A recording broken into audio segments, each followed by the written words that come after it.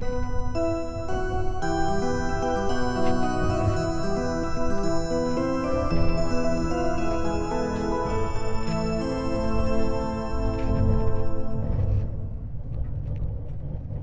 日も JR 西日本をご利用くださいましてありがとうございます。特急サンダーバード23号金沢行きです。列車は前から1号車、2号車の順に一番後ろが9号車です。グリーン車は1号車、自由席は5号車と6号車です。止まります駅などは次の新大阪発車後にご案内いたします。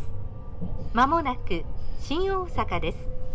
新大阪を出ますと次は京都に停まります。Thank you for using JR West. This is the Thunderbird number 23 Limited Express bound for Kanazawa. This train has 9 cars, with car number 1 at the front and car number 9 at the rear.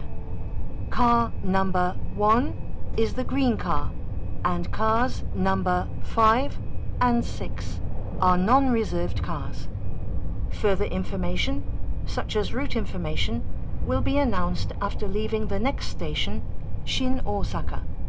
We will soon be making a brief stop at Shin Osaka. After leaving Shin Osaka, we will be stopping at Kyoto.